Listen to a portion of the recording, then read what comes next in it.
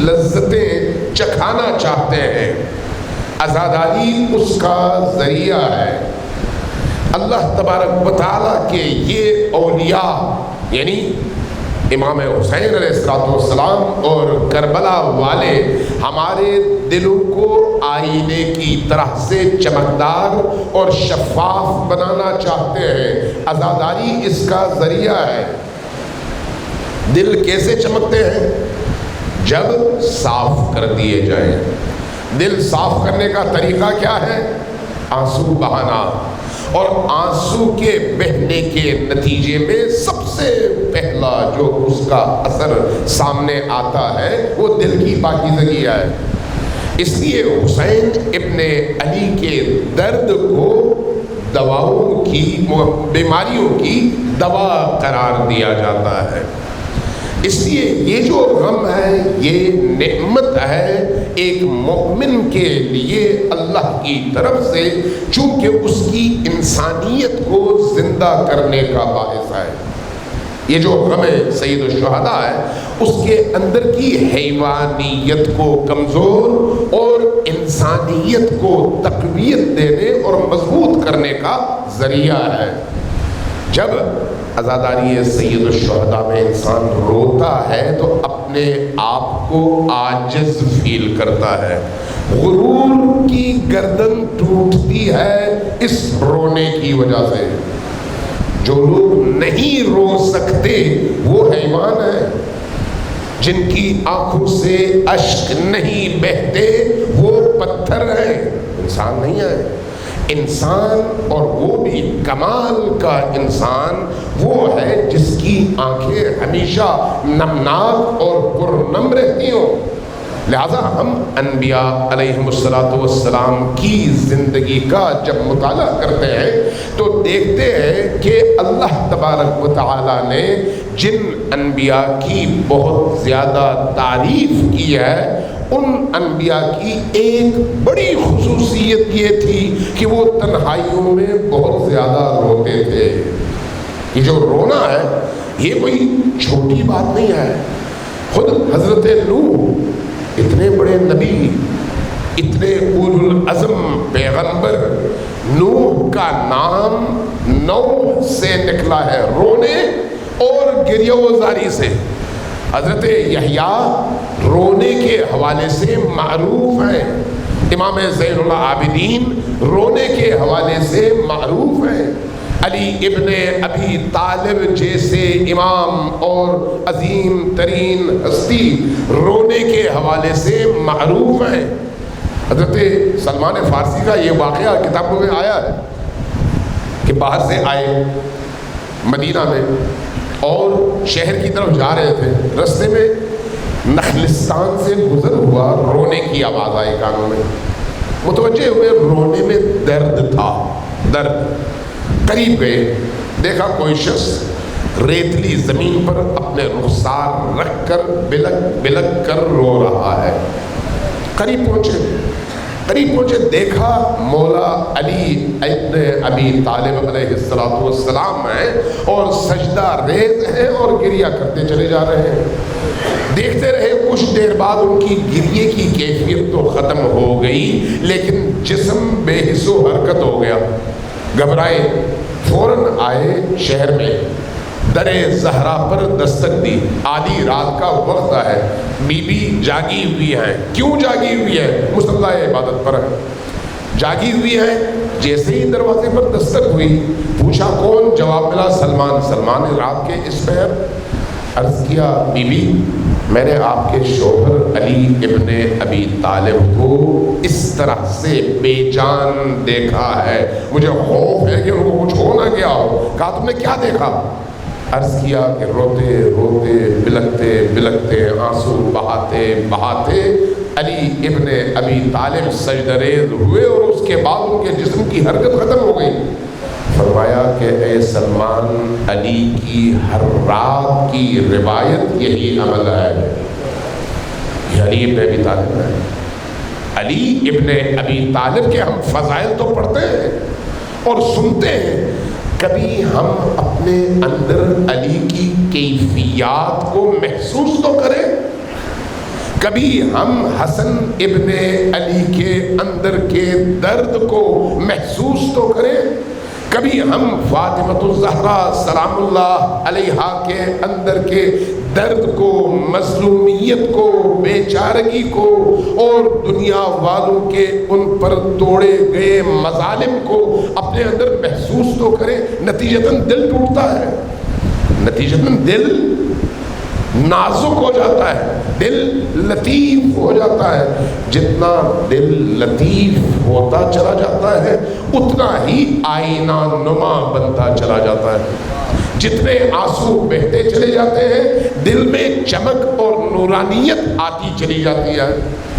آپ اپنی گاڑی کا شیشہ صرف ایک دن صاف نہ کریں تو گرد کی تہ جم جاتی ہے، 4 دن بعد آپ کو کچھ نظر نہیں آتا، صرف ہوا اور گرد کی وجہ سے۔ دل اس شیشے سے زیادہ نازک ہے۔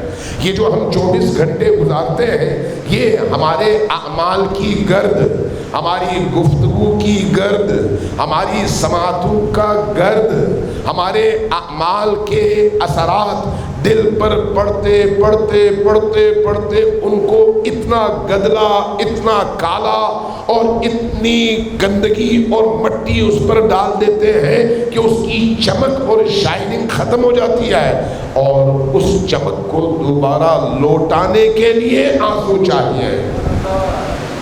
دل کی نورانیت کا تعلق آنسو سے ہے، اور آنسو کب آتے ہیں؟ آنسو رونے والے انسان کے 2 طرح کے آنسو ہوتے ہیں، ایک درد پر آنسو یعنی اہل البیت کے درد کو محسوس کرتے ہوئے، ایک اپنے درد پر آنسو۔ کبھی کبھی انسان اپنے دردوں کو یاد کر کے روتا ہے۔ اپنے دردوں کو یاد کر کے رونا کمال نہیں ہے، یہ ہندو بھی روتا ہے، عیسائی بھی روتا ہے، بدھسٹ بھی روتا ہے، اس کے لیے کسی عقیدے کی ضرورت نہیں ہے، یہ نیچرل ہے جس طرح سے ایک جانور ہوتا ہے۔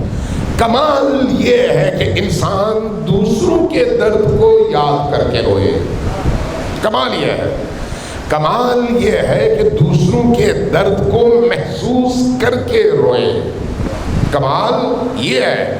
امیر المومنین کی بارگاہ مسجد کوفہ میں آواز آئی، یعنی ایک خبر آئی کہ یا امیر المومنین، شام سے کچھ خواتین نکلی تھیں، عیسائی تھیں، مسیحی تھیں، باہر نکلی تو شام کے اوباشوں نے ان کو پکڑ لیا، ان کے پاؤں پر موجود یہ جو گھنگریاں ہیں، پازیب، یہ اتار لیے، اور وہ اس طرح سے مظلومانہ انداز میں باہر نکل آئیں۔ یہ ظلم ہوا ہے۔ پازیب اس زمانے میں عرب کلچر کا ایک حصہ تھا اور عورتیں اپنے پاؤں پر باندھا کرتی تھیں۔ جیسے ہی یہ خبر پہنچی علی ابن ابی طالب تک، کہاں پر؟ مسجد کوفہ میں، فوراً مسجد کوفہ کے ممبر پر چڑھے، لوگوں سے کہا کہ ایھا الناس جمع ہو جاؤ مسجد میں، سارے جمع ہوئے، کہا کہ آج مجھے خبر ملی ہے کہ شام میں اس طرح سے کچھ عیسائی خواتین، مسیحی خواتین کے ساتھ یہ ظلم ہوا ہے اور ان کے پاؤں سے شامی اوباشوں نے پازیب اتار لیے ہیں۔ یاد رکھو اگر اس ظلم کو سن کر کوئی مسلمان دل کی حرکت بند ہو جانے سے مر جائے تو اس کو مرنے کا حق حاصل ہے، اس لیے کہ یہ اتنا بڑا ظلم ہے۔ کون کہتا ہے؟ علی ابن ابی طالب علیہ السلام۔ یہ کیا ہے؟ یہ ایک انسان جب انسانیت کے کمال تک پہنچتا ہے، کمال تک، تو اس کے احساسات بھی اس کمال تک پہنچے ہوتے ہیں۔ جب انسان کمال تک پہنچتا ہے تو اس کی صفات بھی اس کمال پر ہوتی ہیں۔ اس لیے آپ کی غیرت، میری غیرت اور علی کی غیرت میں آسمان زمین کا فرق ہے، اس لیے کہ وہ کامل ترین ہستی ہے، چونکہ کامل ترین ہستی ہے اس لیے ان کی غیرت بھی کامل ترین غیرت ہے، وہ کامل ترین ہستی ہے اس لیے ان کا درد بھی کامل ترین درد ہے۔ وہ چونکہ کامل ترین ہستی ہیں اس لیے ان کی شجاعت بھی کامل ترین شجاعت ہے. جو جتنا کمال کے درجے پر فائز ہوگا انسانی صفات بھی اس کی اس سطح کی ہوں گی، احساس بھی اس سطح کا ہوگا. اپنے اندر اگر میں جھانک کر دیکھوں تو مجھے اپنے بارے میں فیصلہ کرنے میں کوئی دشواری نہیں ہوگی کہ میں انسانیت کے کس درجے پر ہوں. اگر میری نگاہوں کے سامنے کسی کو ظلماً تھپڑ مار دیا جاتا ہے اور مجھے کوئی فرق نہیں پڑتا اور میں رستہ نکال کے نکل جاتا ہوں تو مجھے سمجھ لینا چاہیے کہ میرے اندر کی انسانیت اتنی کمزور ہے. اس انسانیت کا تعلق انسان کے اندر کے اس انسان سے ہے جس کی وجہ سے اس کے اعضاء و جوارح سے اعمال سر انجام پاتے ہیں. تو جب کربلا کا واقعہ ہوتا ہے، کربلا کے واقعے کے حوالے سے ائمہ اطہار علیہ السلام نے ہمارے سامنے ایک ایسا بحر ذخار رکھ دیا ہے کہ ہر حصہ ہمارے اندر کے انسان کو جگانے کا باعث ہے. ہر حصہ سوچنے کی ضرورت ہے. صرف جیسے جیسے آپ سوچتے چلے جائیں گے ویسے ویسے آپ کے اندر کا انسان بیدار ہوتا چلا جائے گا. اس لیے آپ دیکھیں خود رونے کے لیے ہمارے ہاں پنجاب میں تو یہ ہوتا ہے، زیادہ تر آپ نے سنا بھی ہوگا کہ جب مسائل پڑھے جاتے ہیں تو وہ آخری حد تک چلے جاتے ہیں، ہر جھوٹ سچ بیان کر کے کسی نہ کسی طرح سے لوگوں کو رلایا جائے. کیا رلانا ہدف ہے یا دل کو حسین سے جوڑنا ہدف ہے؟ یقیناً دل کو جوڑنا ہدف ہے، رلانا نہیں. دل جڑ جائے ایک جملہ کافی ہے رونے کے لیے. دل نہ جڑے کند چھرے سے آری سے آپ ذبح کرتے رہے سامنے والے کی آنکھیں نمناک نہیں ہوگی. اس لیے دل جوڑیے حسین ابن علی سے.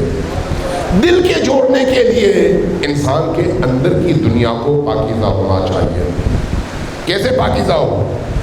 یہ واقعہ روایت آپ نے شاید پڑھی ہو، نہیں پڑھی تو تواریخ میں ڈھونڈیے.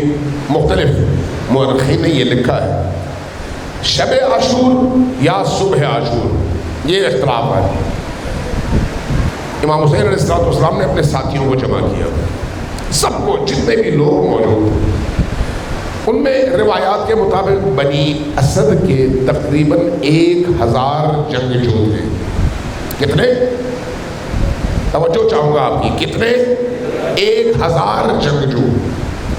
شب عاشور کا مطلب کیا ہے؟ شب عاشور سے پہلے ہو سکتا ہے بہت سارے لوگ امام حسین علیہ السلام کے ساتھ اس لیے ملے ہوں کہ امام حسین کوفے کی طرف جائیں گے، لوگ ساتھ دیں گے، حکومت پر قبضہ ہوگا، ہمیں بھی کچھ ملے گا. ہو سکتا ہے کچھ لوگ اس نیت سے شامل ہوئے ہوں. لیکن شب عاشور ایک دن پہلے 9 محرم کو آپ نے اجازت لی ہے، ایک دن کی مہلت مانگی ہے. اور یہ جو ایک دن کی مہلت ہے یہ بتاتی ہے کہ اب ہمارے اور شہادت کے درمیان ایک رات کا فاصلہ باقی ہے. لہذا شب عاشور امام حسین علیہ السلام اپنے ساتھیوں کو جمع کرتے ہیں. جمع کرنے کے بعد فرماتے ہیں کہ آج 10 محرم کی شب ہے اور رات کے بیتتے ہی دفتر شہداء نے کھل جانا ہے. اور شہداء کے دفتر کے کھلنے کا مطلب یہ ہے کہ ہم سب نے اللہ کی بارگاہ میں اپنی قربانی دینی ہے. مجھے یہ بتاؤ، آپ کی توجہ چاہیے، ذرا دم ساد کر ذرا توجہ سے یہ 2 جملے سنیے گا. فرمایا مجھے یہ بتاؤ کہ کیا تم میں سے کوئی ایسا ہے جس کے کندھوں پر کسی اور انسان کا حق باقی ہو؟ کب؟ شب عاشور، جہاں پر حسین ابن علی کو اگلے دن لڑنے کے لیے سپاہی چاہیے. اور یہ کون لوگ ہیں جو بیٹھے ہوئے ہیں؟ یہ اقتدار کے ہوس میں آئے ہوئے لوگ نہیں ہیں. ان کو معلوم ہے کہ کل ہم نے مرنا ہے، گویا مرنے کے لیے تیار ہو کر آئے ہیں. جان ہتھیلی پر لے کر آئے ہیں، لیکن اب مسئلہ یہ ہے کہ سامنے امام حسین ہے، اور حسین ابن علی کا معیار اور معیار ہے. لہذا سوال کیا کرتے ہیں، کیا تم میں سے کوئی ایسا ہے جس کے کندھوں پر کسی اور انسان کا حق ہو؟ جیسے یہ پوچھتے ہیں بہت سارے لوگ اٹھ کھڑے ہوتے ہیں، کہتے ہیں کہ یا رسول اللہ ہاں ہمارے کندھوں پر حق تو ہے. فرماتے ہیں جس کے کندھے پر کسی اور مسلمان کا حق ہے اس کو یہ حق حاصل نہیں ہے کہ حسین کے ساتھ شہید ہو سکے. حسین نے شہادت کا ایک معیار قائم کیا ہے، اپنے ساتھیوں کا ایک معیار بنایا ہے. فرمایا حسین کے ساتھ شہید ہونے کے لیے پاکیزہ ترین معیارات ہیں، ان معیارات پر جو پورا اترتا ہے وہ آئے میدان میں، جو پورا نہیں اترتا ہے واپس چلا جائے. 1000 بنی اسد کے شمشیر بدست لوگ اٹھتے ہیں اور واپس چلے جاتے ہیں چونکہ حسین قبول نہیں فرما رہے. کیا مطلب ہے اس کا؟ حسین کے معیارات کو دیکھیے. کیا ہمارے ممبر سے یہ معیارات بیان ہوتے ہیں؟ کیا ہم اپنی مجالس میں ان معیارات کو زندہ کرتے ہیں، یا ہمارا زور کسی اور چیز پر ہے؟ ان چیزوں پر توجہ دیں کہ حسین کا مکتب، مکتب کربلا، مکتب عزاداری، مکتب ماتم، مکتب حسین، مکتب محرم، مکتب عاشورہ ہمیں دین سکھاتا ہے، اور حسین دین کی بقا کی ضمانت بن کر اٹھے ہیں. اس لیے حسین کی قربانیوں کا نتیجہ دین کی بقا ہے، اور دین کی بقا کا تعلق حسین کی راہ پر چلنے والے انسانوں کے عمل سے ہے. اگر وہ عمل درست ہے تو دین باقی ہے، ورنہ دین صحیفے میں باقی ہے، میدان عمل میں نہیں ہے. اور حسین میدان عمل میں دین کو بقا دینا چاہتے ہیں، دوام دینا چاہتے ہیں، زندہ رکھنا چاہتے ہیں. بے دینی کا مطلب کیا ہے؟ بے دینی کا مطلب یہ ہے کہ اس دین کے احکام کو آپ پامال کریں. نماز پڑھیں لیکن پامال کریں، روزہ رکھیں لیکن پامال کریں، حج کریں لیکن پامال کریں. تو یزید نے اور کیا کیا تھا؟ یہی تو کیا تھا. حسین ابن علی کی زندگی کا ہدف لوگوں کے اندر دینی معیارات اور اقدار کو زندہ کرنا ہے. ابھی جو میں نے ابتدائی گفتگو میں حسین ابن علی علیہ السلام کا کلام پڑھا، آپ نے توجہ دی ہوگی. فرمایا انی لم اخرج، یہ ہم سے مخاطب ہے، مجھ سے، آپ سے، ہم لوگوں سے. فرمایا انی لم اخرج اشرا ولا بطرا ولا مفسدا ولا ظالما، میں اس لیے نہیں نکلا کہ لوگوں پر ظلم کروں، میں اس لیے نہیں نکلا کہ لوگوں سے فریب کروں اور لوگوں کو دھوکہ دوں، میں اس لیے نہیں نکلا کہ لوگوں کو چکر دے کر اپنے ساتھ شامل کروں اور کوئی اقتدار حاصل کروں. لم اخرج اشرا، شرارت کے لیے بھی نہیں نکلا، بطرا ولا مفسدا ولا ظالما. تو مولا آپ کس لیے نکلے ہیں؟ یہ مجھے پوچھنا چاہیے مولا سے یا نہیں؟ مولا کے ہدف کا تعین مولا فرمائیں گے یا میں اور آپ؟ میں اور آپ بتائیں گے کہ مولا کیوں نکلے، یا خود مولا سے ہم پوچھیں گے مولا آپ کیوں نکلے؟ میں اور آپ اگر نکلیں گے اور ہدف بیان کرنا شروع کر دیں گے تو کہیں گے ان کا ہدف یہ تھا کہ رونے والا ایک گروہ پیدا ہو جائے جو روتا رہے تاکہ بانی مجلس کو امداد ملے، ممبر پر چڑھنے والے خطیب کو پیسہ ملے اور ایک میلہ لگے.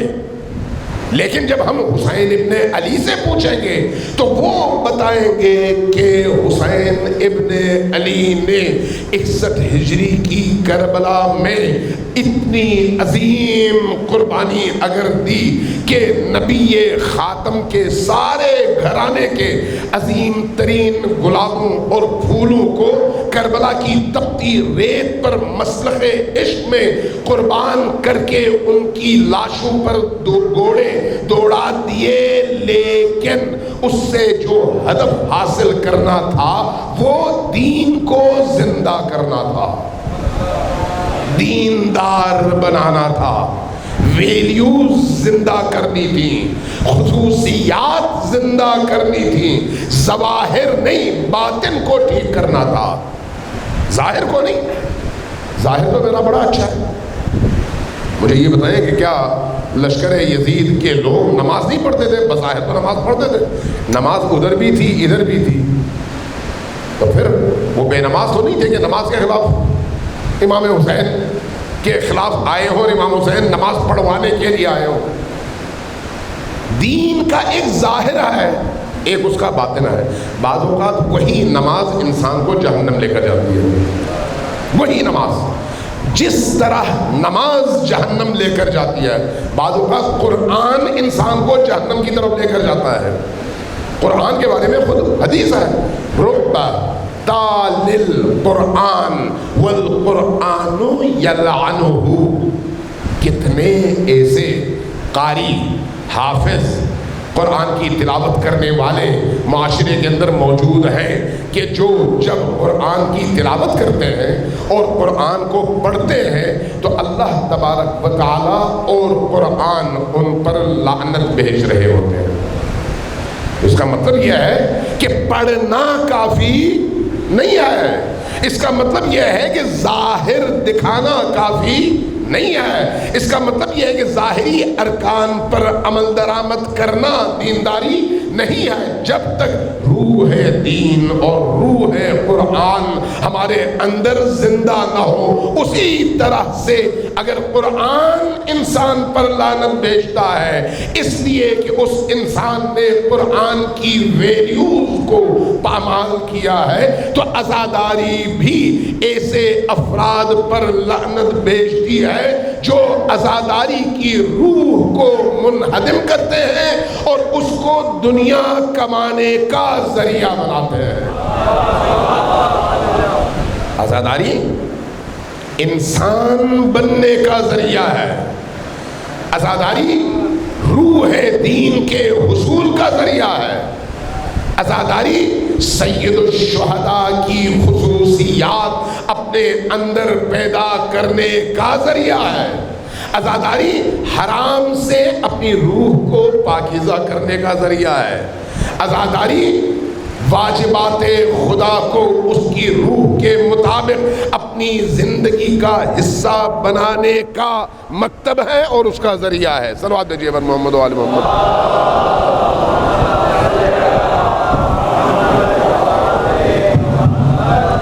ایک دفعہ پھر صلوات دیجیے بر محمد و آل محمد۔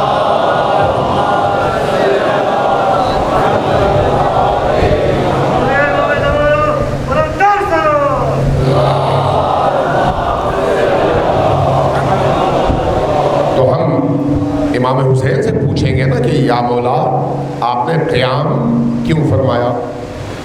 اب یہ باتیں عام طور پر جب بیان ہوتی ہیں لوگ یہ کہتے ہیں کہ بھئی خشک مجلس تھی، لوگوں کو تر مجلس چاہیے، تر، چاہے اس کے اندر حسین نہ ہو۔ یعنی ہم نے مجلس حسین کو بھی اپنی خواہش کا تابع بنانا ہے۔ مجلس حسین کا مطلب اپنی منیت اور اپنی خواہش کو مسجد اور امام بارگاہ کے باہر چھوڑ کر خالی دل اور خالی روح کے ساتھ حسین کی بارگاہ میں حاضری کا نام مجلس حسین ہے، تاکہ اس مجلس حسین سے جو کچھ مجھے ملے وہ میں اپنی روح میں بھر سکوں، نہیں ہے کہ اپنی خواہش کی تکمیل کے لیے میں مجلس کا رخ کروں، یہ نہیں ہے۔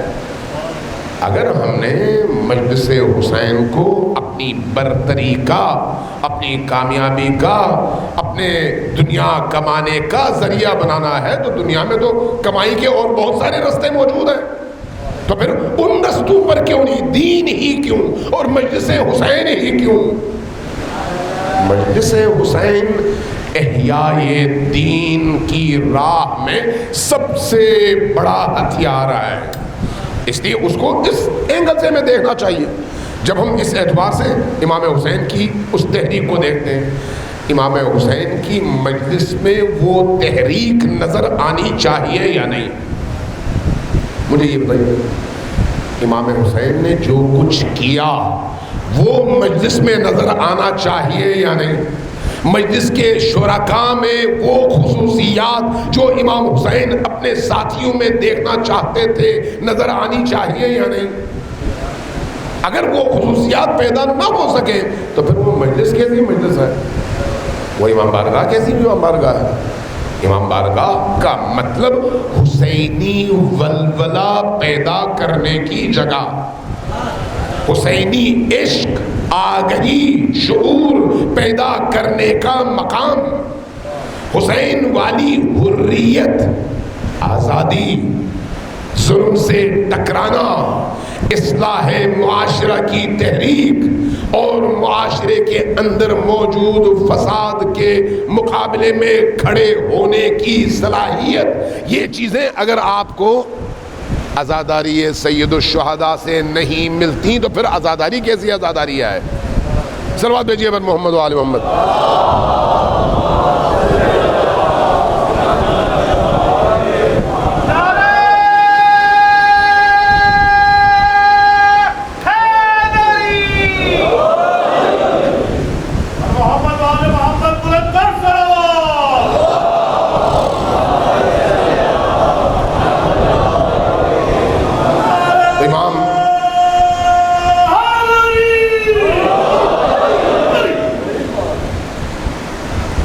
امام حسین علیہ السلام نے ایک معیار اپنے ماننے والوں کے ہاتھوں میں دے دیا۔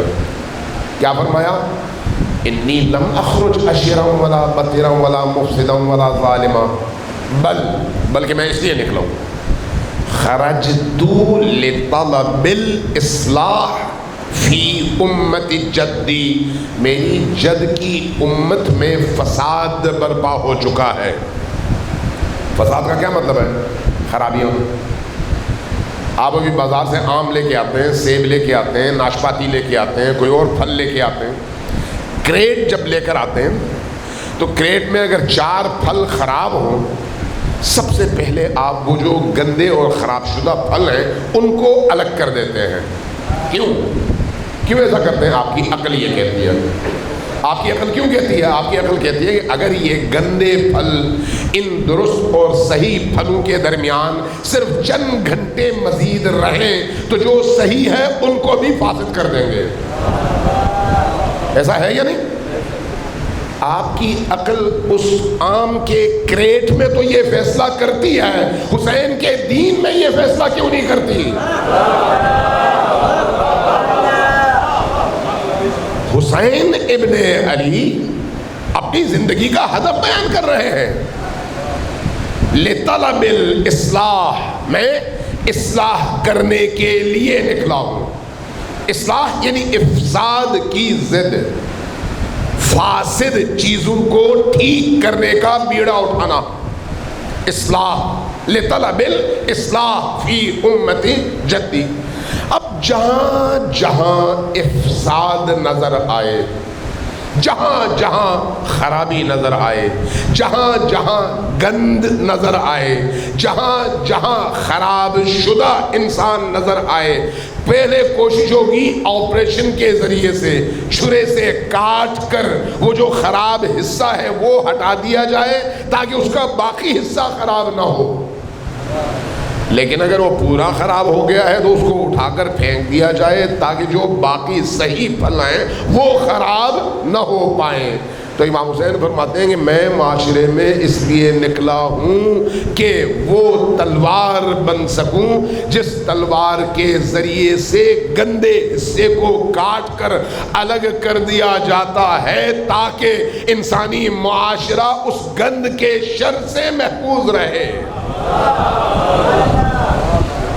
لطلب الاصلاح فی امت جدی۔ اب یہ طلب اصلاح آپ کیسے کریں گے؟ آپ پوچھیں گے امام حسین علیہ السلام سے، اے یا ابن فاطمہ یا ابا عبداللہ الحسین، آپ فرمائیے کہ آپ یہ طلب اصلاح کیسے کریں گے، کیسے آپ ٹھیک کریں گے اس کو؟ فرماتے ہیں ان آمر بالمعروف، میں امر بالمعروف کروں گا، وَأَنْهَا عَنِ الْمُنْكَرِ، اور میں منکرات سے روکوں گا، معروفات کا حکم دوں گا اور منکرات سے روکوں گا۔ معروف کے حکم کا کیا مطلب ہے اور منکرات سے روکنے کا کیا مطلب ہے؟ اگلا حصہ فرمایا وَأَسِيرُ بِسِيرَةِ جَدِّي وَأَبِي علی ابن ابی طالب۔ یہ جو امر بالمعروف ہے، یہ جو نہی عن المنکر ہے، یہ تو میں کروں گا، لیکن یہ بھی کیا معاشرہ جس طرح چاہتا ہے اس طرح سے، یا پھر اللہ کی مشیت کے مطابق؟ فرماتے ہیں اس کے لیے بھی ایک سٹرکچر موجود ہے۔ وہ کیا ہے؟ وہ سیرت محمد و سیرت علیہ ہے۔ وَأَسِيرُ بِسِيرَةِ جَدِّي وَأَبِي علی ابن ابی طالب۔ اس کا کیا مطلب ہے؟ اس کا مطلب یہ ہے کہ معاشرے میں سیرت نبوی مر چکی ہے، معاشرے میں سیرت علوی کو قتل کر دیا گیا ہے۔ اب معاشرے کے اندر اگر کوئی سیرت باقی ہے تو وہ علی و نبی کی سیرت نہیں ہے، باقی سارا فساد ہے۔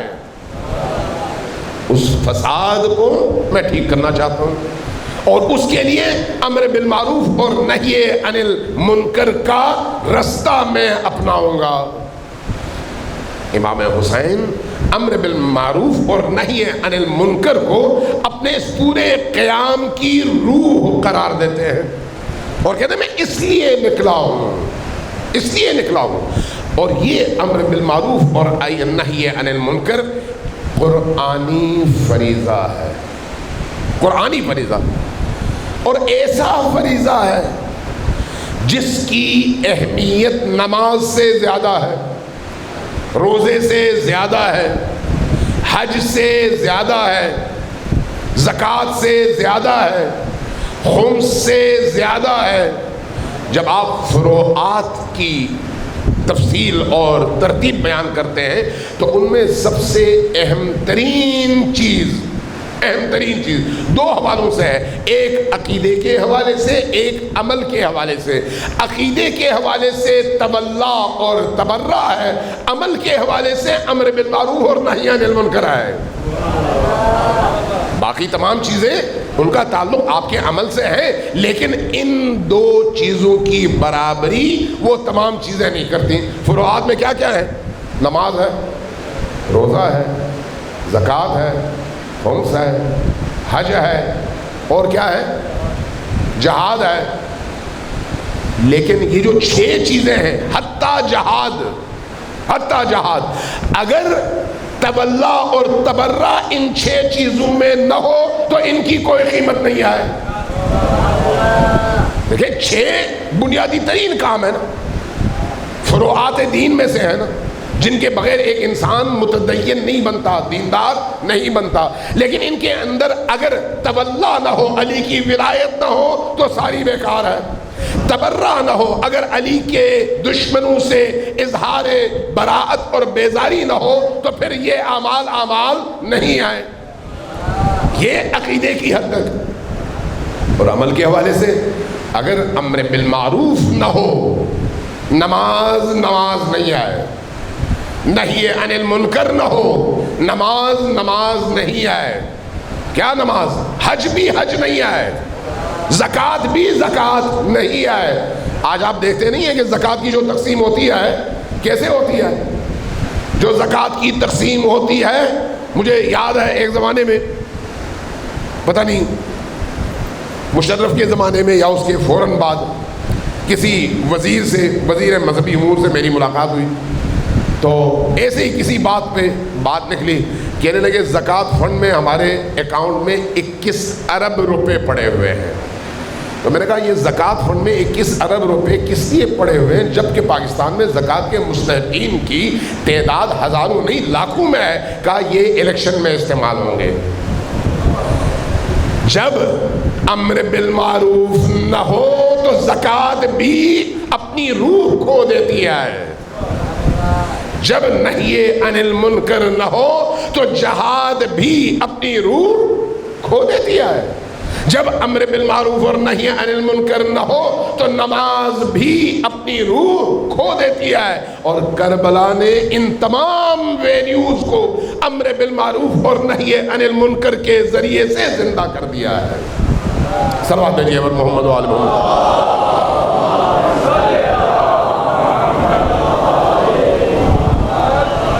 عزیزان گرامی، کربلا کی یہ جو دردناک داستان ہے، اس داستان کو ہم تک پہنچانے کے لیے ہر دور میں ہر طبقے نے قربانیاں دی ہیں، لیکن سب سے بڑی قربانی وہ اہل البیت کی قربانی ہے۔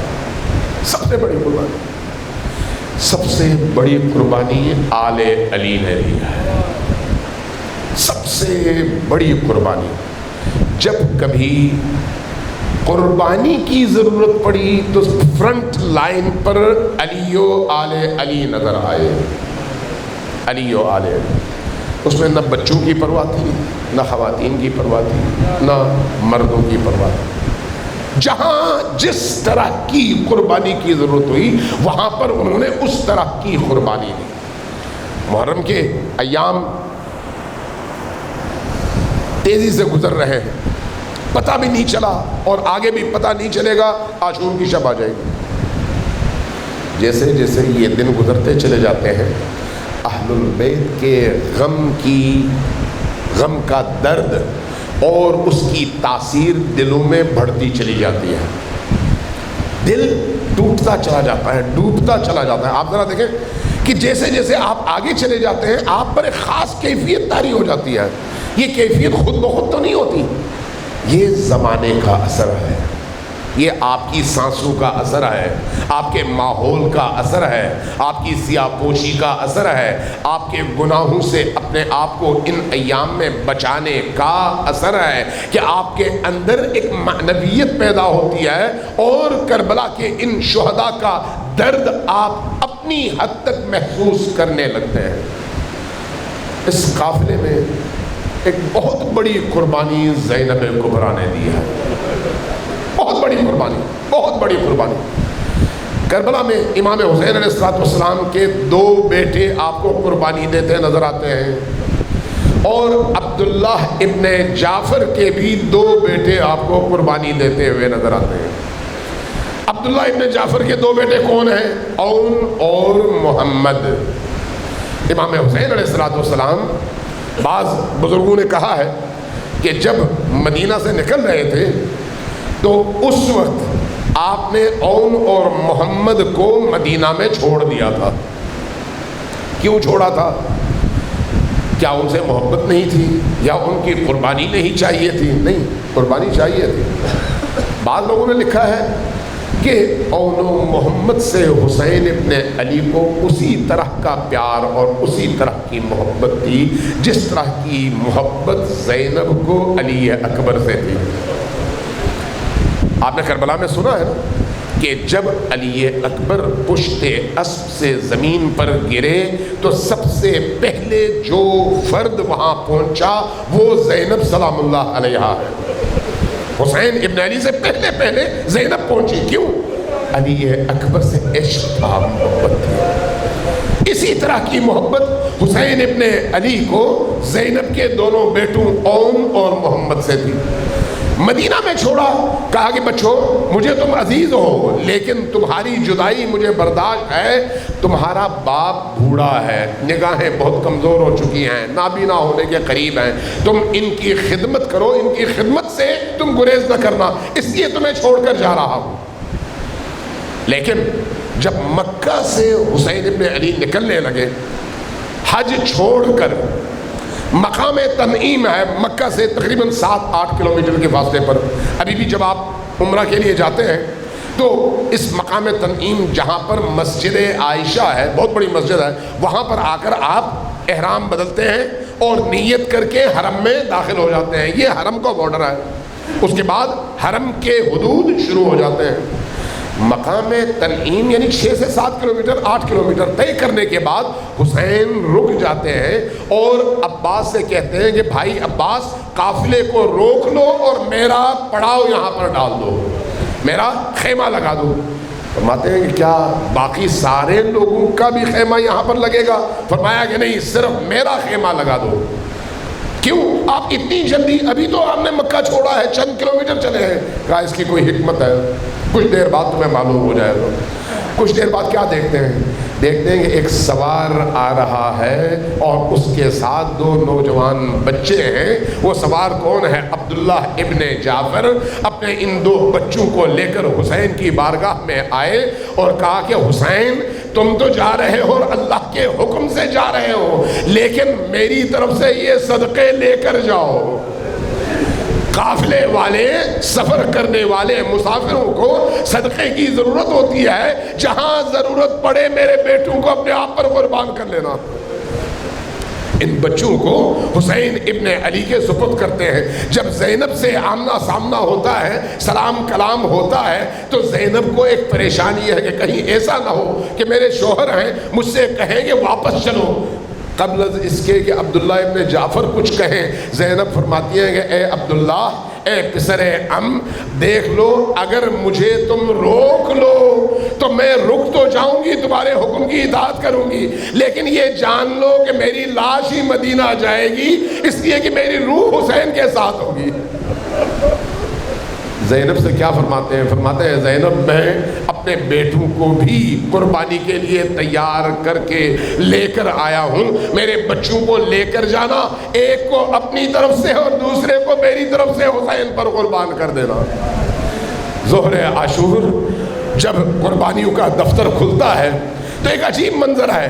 شب عاشور حسین ابن علی نے ایک عجیب منظر دیکھا ہے۔ جب خیمہ زینب کے سامنے سے گزر رہے تھے، کانوں میں زینب کی آواز آئی۔ کیا آواز تھی؟ اپنے دونوں بچوں کو سینے سے لگا رہی ہیں اور کہتی ہیں بیٹو کہیں ایسا نہ ہو کہ کل ماموں کی بارگاہ میں مجھے شرمندہ کر دو، کہیں ایسا نہ ہو کہ تمہارے بڑے بھائی علی اکبر اور علی اصغر تو پہلے شہید ہو جائیں اور تم بچ جاؤ، کہیں ایسا نہ ہو کہ ان کی بارگاہ میں تم کوئی ایسی کمزوری دکھا دو کہ حسین کے سامنے میں سر نہ اٹھا سکوں۔ یہ سننا تھا۔ حسین خیمے میں داخل ہوئے، بہن کو سینے سے لگایا، بچوں کو حوصلہ دیا، پیار کیا، اور اس کے بعد جب ظہر عاشور ہوا اور اہل البیت کے قربانی کا وقت شروع ہوا تو تب زینب آئی، کہا مولا اب مجھے اجازت دیجئے، میرے بچے آپ پر قربان ہوں۔ ان بچوں کو تیار کیا، ان بچوں کے سروں پر کنگیاں کی اور بال ٹھیک کیے، نئے کپڑے پہنائے، اور اس کے بعد تاریخ نے لکھا ہے کہ 2 امامے بکسہ کھول کر نکال کر لے آئیں۔ ایک امامہ تھا جعفر تیار کا اور دوسرا امامہ تھا عبداللہ ابن جعفر کا۔ دونوں امامے ان بچوں کے سروں پر رکھے اور ان کو میدان کی طرف روانہ کرتے ہوئے کہا کہ بچوں یاد رکھنا، میدان میں اپنے جد اور اپنے نانا کی شجاعت ضرور دکھانا، تمہیں ناموں سے نہیں تمہاری شجاعت سے لوگ پہچانے کہ یہ حیدر کرار کے نواسے ہیں، یہ جعفر تیار کے پوتے ہیں۔ بچے میدان میں آئے، لڑے، قربانیاں لیں، کچھ لوگوں کو مارا، خود جب زمین پر تشریف لائے اور لشکر اشقیاء کے تیروں اور تلواروں کا شکار ہوئے تو حسین سب سے پہلے ان بچوں کے سرانے پہنچے۔ تاریخ نے لکھا ہے کہ یہاں پر زینب پھر نہیں آئی، زینب خیمے کے اندر بیٹھی تھی۔ زینب خیمے سے کیوں باہر نہیں آئی؟ اس لیے کہ زینب کو سب سے بڑی فکر حسین کی ہے کہ کہیں ایسا نہ ہو کہ اپنے بچوں کے سرہانے مجھے دیکھ کر حسین کو شرمندگی محسوس ہو، اس لیے زینب سامنے نہیں آئی۔ ان بچوں کو حسین نے اپنے سینے سے لگایا اور پھر ایک دفعہ حسین کا دل تڑپا۔ تاریخ نے لکھا ہے کہ حسین نے یقیناً یہ سوچا کہ اب میں جب خیمے میں جاؤں تو زینب کے سامنے سر اٹھا کر کیسے بات کروں کہ تمہارے بچے قربان ہو گئے۔ یہیں پر رکیے، یہاں سے ذرا آگے چلیے۔ کربلا کا واقعہ ختم ہو گیا، لوگ تتر بتر ہو گئے، قافلے اسرا کو شام میں قید رکھا گیا۔ ایک وقت آیا جب ان قافلہ والوں کو آزاد کیا جا رہا تھا۔ جب ان قافلہ والوں کو نوید سنائی گئی کہ اب آپ لوگ آزاد ہیں تو زینب سلام اللہ علیہا نے ایک مطالبہ کیا، وہ کیا ہے کہ ہمیں اجازت دو کہ ہم اپنے ان شہداء پر جی بھر کر رو سکیں۔ ہم محفل مجلس منعقد کریں اور صف عزا بچھائیں اور رو سکیں. اجازت ملی. کہا پھر ہمیں اجازت دو کہ ہمارے شہداء کے سر ہمارے حوالے کر دو. شہداء کے سر حوالے کرنے کا حکم ہوا. اب ایک ایک کر کے سر اس قافلہ اسرا کی محفل میں داخل ہونے لگے. عباس کا سر آیا, ایک خاتون اٹھی اپنے سینے سے لگا لیا. علی اصغر کا سر آیا, ایک خاتون اٹھی اٹھا کر اپنے سینے سے لگا لیا. علی اکبر کا سر آیا, ایک خاتون اٹھی اپنے سینے سے لگایا. تاریخ کہتی ہے کہ ایک دفعہ 2 سر ساتھ میں داخل ہوئے.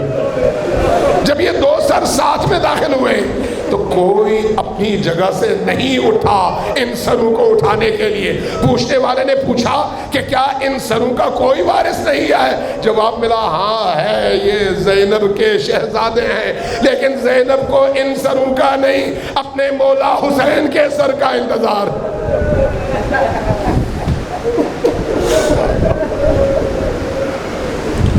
انا للہ و انا الیہ راجعون.